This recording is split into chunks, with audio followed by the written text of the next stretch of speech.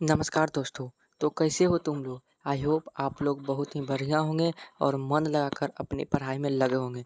आज मैं इस वीडियो में क्लास 10th का मैथ का मोस्ट इम्पोर्टेंट ऑब्जेक्टिव क्वेश्चन कराने वाला हूं, जो आपके बोर्ड एग्जाम 2026 के लिए बहुत ज़्यादा इम्पोर्टेंट है मेरे भाई। तो वीडियो को पूरा देखना, और अगर आप हमारे चैनल पर नए हो तो चैनल को ज़रूर सब्सक्राइब कर लेना, और वीडियो अच्छा लगे मेरे भाई तो एक लाइक ज़रूर करना, ठीक है। तो आप हम पहले प्रश्न को पढ़ते हैं। देखो, मैथ को पढ़ना नहीं, मैथ को फील करो कि हम मैथ कितना जानते हैं। अपने आप से पूछो, ठीक है ना, तभी मैथ बहुत ही आसानी तरीके से बन जाता है। और कभी कई बच्चों को तो मैथ इतना हार्ड लगता है कि वह अपने आप को भोंद मानने लगते हैं। लेकिन भाई, हर स्टूडेंट अपने आप में भोंद नहीं होता है, वह बहुत ही तेज होता है। बस सबको अपने पहचानने की ज़रूरत होती है। तो हम इस वीडियो में मैथ को बिल्कुल सरल तरीके से समझाने की कोशिश करूँगा, ठीक है ना। बस आप समझने की पूरी कोशिश करना मेरे भाई। आओ पहले प्रश्न को पढ़ते हैं। देखो, पहला नंबर क्वेश्चन यहाँ पे करा यूक्लिड विभाजन एल्गोरिथम। तो पहले बात तो यूक्लिड विभाजन एल्गोरिथम है, वह फार्मूला होता है, ये बराबर क्या होता है, बी क्यू प्लस आर। ये बराबर B Q plus R. Board exam में तो इसका फार्मूला भी पूछ दिया जाता है, ये बराबर बी क्यू प्लस आर, याद रखना। तो क्वेश्चन है, यूक्लिड विभाजन एल्गोरिथम दो धनात्मक पूर्णांकों के न्यून में से किसे परिकलित करने का तकनीक है। मतलब मेरे भाई, यूक्लिड विभाजन एल्गोरिथम से आप लोग क्या निकालते हैं, तो मेरे भाई यूक्लिड विभाजन एल्गोरिथम से केवल और केवल मसा निकाला जाता है, ठीक ना। बहुत इंपॉर्टेंट क्वेश्चन है, आपके बोर्ड एग्जाम में पक्का आएगा, ठीक है। अगला प्रश्न मेरे पास दूसरा नंबर क्वेश्चन है कि यदि एम धनात्मक पूर्णांक है तो धनात्मक विषम पूर्णांक का रूप होगा। देखो, एम धनात्मक पूर्णांक है, ठीक है। पूर्णांक एम किसमें धनात्मक रूप में है, तो धनात्मक विषम पूर्णांक। तो विषम पूर्णांक मतलब 1, 3, 5, 7 लेके डॉट डॉट अनंत तक, ठीक ना। तो मेरे भाई, अगर एम के जगह पर अगर तुम 1 भरते हो तो 4 2 6 हो जाएगा, तो वह विषम पूर्णांक है, नहीं सम पूर्णांक है। अगर एम के जगह पे यहाँ पे भी 1 भरते हो तो 4 दूनी 8 हो जाएगा, ये भी क्या पूर्णांक है मेरे भाई, सम पूर्णांक है। लेकिन एम की जगह यहाँ पे अगर 1 भरते हो तो 4 1 5 हो जाएगा, लेकिन 5 1 क्या है मेरे भाई, तो 5 1 विषम धन पूर्णांक है, तो इसीलिए इसका सी आंसर बिल्कुल सही हो जाएगा। अगला प्रश्न है, बिल्कुल आसान आसान प्रश्न, ज़्यादा भारी नहीं है और बहुत ही इंपॉर्टेंट है। यदि पी एक धनात्मक पूर्णांक है तो धनात्मक सम पूर्णांक का रूप क्या होगा। तो मेरे भाई, अगर अंतिम में जुड़ा रहेगा 1 1 या विषम संख्या अगर जुड़ा रहेगा मेरे भाई अंतिम में, तो वह विषम धनात्मक पूर्णांक होगा। अगर सम संख्या अंतिम में जुड़ा रहेगा, या 2m+2 रहे, 2m+4 रहे, तो वह सम धनात्मक पूर्णांक रहेगा, ठीक है ना। लेकिन यहाँ पे टुप्पी है, तो पी की जगह अगर 2 भरते हैं तो 2 दूनी 4 हो जाएगा। पी की जगह अगर 1 भरते हैं तो 2 होगा, पी की जगह 2 भरते हैं तो 4 भी होगा, लेकिन यही होगा, ये आंसर बिल्कुल सही है। अगला प्रश्न है, 4 नंबर क्वेश्चन का था, यदि ए और बी अभाज्य संख्या है तो ए बी का लसा क्या होगा। ए बी अभाज्य संख्या है तो ए बी का लसा, ए और बी का लसा ए बी हो जाएगा, बी आंसर बिल्कुल ही सही है। 5 नंबर क्वेश्चन है, दो परिमेय संख्याओं के बीच अधिकतम कितनी परिमेय संख्या हो सकती है। तो मेरे भाई, दो परिमेय संख्याओं के बीच कितनी अधिकतम परिमेय संख्या हो सकती है, तो इसका सही आंसर होगा इन्फिनाइट, अनंत परिमेय संख्याएं हो सकती है, ठीक है। अगला क्वेश्चन है, सबसे छोटी भाज्य संख्या 4 और सबसे छोटी अभाज्य संख्या कितना 2 का मसा, यहाँ पे मसा कितना होगा। तो मेरे पास 4 और 2 का मसा 2 होता है, सी आंसर बिल्कुल सही है। 7 नंबर क्वेश्चन को पढ़ो, बिल्कुल ध्यान तरीके से पढ़ना। अब ये बहुपद से क्वेश्चन है, ठीक ना, बहुपद पॉलिनोमियल से। कहता है, यदि बहुपद 5y² माइनस का 14y+8 के शून्यकों का योग होता है। मेरे भाई, बहुपद के दो फार्मूला सब्जेक्टिव बनाने में भी बहुत काम आते हैं, और ऑब्जेक्टिव क्वेश्चन से तो इससे भर भर के पूछते हैं। पहला बात, शून्यकों का योगफल, तो तुम पहले समझो, बहुपद के द्विघात बहुपद के दो शून्यक होते हैं, अल्फा और बीटा। तो शून्यकों का योगफल पूछ रहा है, यानी शून्य के दो अल्फा और बीटा, और योगफल यानी कि अल्फा प्लस बीटा बराबर फार्मूला होता है मेरे भाई माइनस का बी बटे ए, और एक होता है शून्यकों का गुणनफल, शून्यक के दुगो गुणनफल मतलब गुना, बराबर होता है सी बटे ए। तो यहाँ पे ये भी सी मान कैसे निकलता है, तो बाई के सापेक्ष होता है उसको ए का मान, और सिर्फ बाई के सापेक्ष होता है उसको एक बी का मान, और जो कुछ नहीं होता किसी के सापेक्ष नहीं तो उसको सी का मान चुनते हैं। तो यहाँ पे ए का मान 5, बी का मान -14 और 8 हो जाएगा मेरे पास सी का मान, ठीक है ना। तो शून्यकों का योगफल होता है माइनस का बी बटे ए, तो माइनस का बी, बी का मान है -14, तो माइनस माइनस प्लस हो जाएगा, अब 5 ए का मान है तो 14/5, सी आंसर बिल्कुल सही होगा मेरे दोस्त। अगला प्रश्न है द्विघात बहुपद एक्स स्क्वायर -3 के शून्यक होंगे। तो शून्यक जब भी पूछेगा कोई भी किसी भी बहुपद का शून्यक पूछे तो बराबर जीरो दे देना, शून्यक निकालना है जीरो दे देना। तो एक्स स्क्वायर बराबर हम 3 कर सकते हैं, स्क्वायर इपट ही जाएगा तो जाएगा बट्टा में, रूट में जाएगा तो √3 और जैसे ही √3 लगेगा प्लस बना, क्योंकि हम अलजेब्रा पढ़ रहे हैं तो प्लस माइनस √3, एक बार √3 प्लस में और एक बार √3 माइनस में, इसलिए बी आंसर बिल्कुल सही हो जाएगा। ये सब प्रश्न बिल्कुल आसान। अगला प्रश्न है 10 नंबर क्वेश्चन है मेरे ब्रदर, द्विघात बहुपद x इंटू 2x स्क्वायर -5 -3 के शून्यकों का योग होगा। यह प्रश्न बहुत इंपॉर्टेंट है। पहले बात तो द्विघात बहुपद है तो ये द्विघात बहुपद का टर्म में नहीं है, हम x से गुना करते चल जाएंगे ना तो यह द्विघात बहुपद का टर्म में आ जाएगा।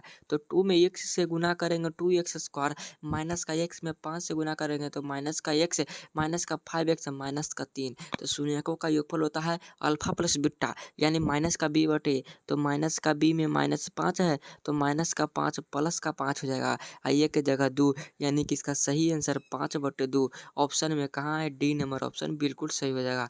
ठीक है, अगला प्रश्न मेरे भाई ध्यान से पढ़ो। 10 नंबर क्वेश्चन क्या कहता है कि बहुपद एक्स स्क्वायर -11x प्लस का 8 का घात है, किसी का घात निकालना है तो वो अधिकतम संख्या को घात कहते हैं। मतलब त्रिघात बहुपद है तो 3 घात, चतुर्थ घात बहुपद है तो 4 घात, रेखीय बहुपद है तो 1 घात, द्विघात बहुपद है तो 2 घात। तो एक्स स्क्वायर माइनस का 11x प्लस b, तो याद देख लो मेरा भाई, यह एक्स स्क्वायर के साथ कितने घात है, 2, तो अधिकतम घातों की संख्या 2 हो जाएगी। और कैसा बहुपद है तो द्विघातीय बहुपद है। ठीक है, अगला प्रश्न है कि एक्स स्क्वायर माइनस का 2x -3 के शून्य कौन से हैं। तो शून्य कौन सा होगा मेरे भाई, तो शून्य का निकालना जब भी होगा तो एक्स स्क्वायर माइनस का 2x माइनस का 3 बराबर दे देंगे 0।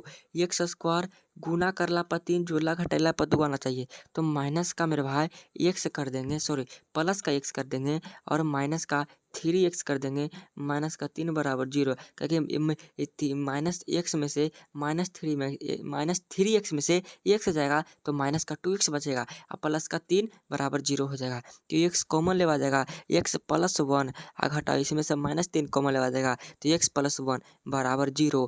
x प्लस 1 यानी x एक शून्य का आएगा -1 और एक आएगा एक शून्य के -1 3 -1, इसीलिए बी आंसर बिल्कुल सही है। ये सब प्रश्नों को समझो और कापी कलम लेके बैठो तभी आपको समझ में आएगा, साथ में बनाते भी चलना, ठीक ना। तो मेरे भाई अगर आपको अभी तक वीडियो अच्छा लग रहा होगा तो जरूर मेरे भाई लाइक कर देना, ठीक ना। और चैनल पर नहीं हो तो प्लीज़ सब्सक्राइब कर लेना। कहता है यदि द्विघात बहुपद QX बराबर एक्स स्क्वायर माइनस का x प्लस 4 के शून्य का अल्फा बीटा हो तो अल्फा प्लस बीटा का मान क्या होगा। अल्फा प्लस बीटा कहने का मतलब है शून्यकों का योगफल, और शून्यकों का योगफल का फॉर्मूला होता है -b/a। तो माइनस के b के जगह पे है -1, तो -1 प्लस का 1 बन जाएगा और बटा भी 1, तो यानी इसका सही आंसर C 1 बिल्कुल सही हो जाएगा। देखो मेरा 13 नंबर क्वेश्चन का जवाब आप कमेंट में जरूर बताना, क्योंकि इसी तरह का प्रश्न मैं इससे पहले भी करा चुका हूँ, तो प्लीज़ कमेंट में जरूर बताना। 13 नंबर क्वेश्चन का आपके कमेंट का इंतजार रहेगा, ठीक ना, कमेंट में जरूर बताना मेरे भाई। अगला प्रश्न समझ पढ़ो, 14 नंबर क्वेश्चन मैं इसको छोड़ दे रहा हूँ। कहता है यहाँ पे क्वेश्चन है 13 नंबर कि के किस मान के लिए समीकरण x + 2y = 3 तथा 3x + ky = 9 समपाती रेखाओं को प्रदर्शित करता है। समपाती कहने का मतलब है मेरे भाई a1/a2 बराबर है b1/b2 बराबर भी है c1/c2, यानी तीनों बराबर है। तो यहाँ पे a1 का मान x, a2 का मान 3, तो x/3 बराबर b1 का मान k और b1 का मान हो जाएगा 2 और b2 का मान हो जाएगा k बराबर c1 का मान हो जाएगा मेरे भाई -3 और बराबर -9। तो यहाँ पे हम कर सकते हैं, क्या कर सकते हैं, 1/3 है तो तीसरा से गुना है, यानी के का मान 6 आंसर हो जाएगा, के का मान 6 हो जाएगा। ठीक है, अगला प्रश्न मेरे दोस्त कहता है कि 2x + 3y = 11 और 2x - 14y = -24 इसके हल हैं। तो इसका हल कैसे निकलेगा, तो विलोपन विधि से हम हल निकालते हैं। ये दोनों समीकरण को घटा देते हैं, 2x + 3y है घटाओ 2x प्लस, यहाँ क्वेश्चन है 2x + 3y बराबर 11 है, बराबर 11 और एक है 2x माइनस का 4y बराबर है -24। तो घटा देंगे तो ये से कट जाएगा, ये माइनस का y बचेगा और माइनस का यहाँ पे मेरे भाई क्या बचेगा sorry minus minus plus 7y बचेगा 14। हमारे भाई इसका सही आंसर हो जाएगा। इसका सही आंसर आप कमेंट पे जरूर बताना, बहुत लंबा चल जाएगा।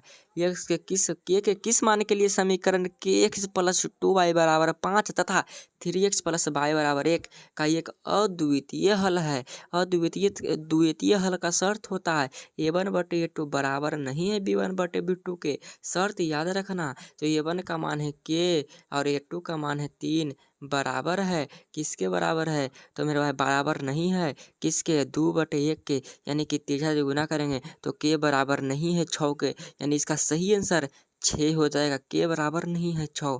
16 प्रश्न है, 16 नंबर। समीकरण 2x माइनस वाई माइनस 3 बराबर 0 एवं 12x प्लस 7y माइनस 5 बराबर 0 के आलेख किस प्रकार की सरल रेखाएं होगी? संपाती होगी, समांतर होगी, प्रतिच्छेदी होगी। तो 2 में 12 से गुना कर 2/12 करेंगे तो कितना आ जाएगा? 1/6 y/7, यानी कि बराबर नहीं है। a1/a2 बराबर ही नहीं है b1/b2, तो इसकी रेखाएं प्रतिच्छेदी ग्राफ होगी। तो मेरे भाई मैंने आज के इस वीडियो में 16 प्रश्न मैथ के बताए हैं और मैं गारंटी के साथ कहता हूँ कि यहाँ से 5 प्रश्न आपके बोर्ड एग्जाम 2026 में देखने को मिलेंगे। तो अगर आपको यह वीडियो अच्छा लगा होगा तो ज़रूर लाइक कर देना और चैनल पर नए हो तो ज़रूर सब्सक्राइब कर लो, क्योंकि मैं सभी सब्जेक्ट का क्लास 10th का भी और क्लास 12th का भी वीडियो बनाता हूँ और आपके बोर्ड एग्जाम में यहाँ से प्रश्न लड़वाता हूँ, क्योंकि इससे पिछले साल भी मैंने बहुत सारे प्रश्न बोर्ड एग्जाम में हमारे पूछे गए थे। तो इस बार भी उम्मीद नहीं, पूरा यकीन है कि पक्का प्रश्न आएंगे ही आएंगे। तो वीडियो ज़रूर लाइक कर देना मेरे भाई। चैनल पर नए हो तो प्लीज़ मेरे दोस्त सब्सक्राइब कर लो। आपका भाई वीडियो रोज़ बनाएगा, डेली डालेगा, ठीक ना। तो जय हिंद, वंदे मातरम।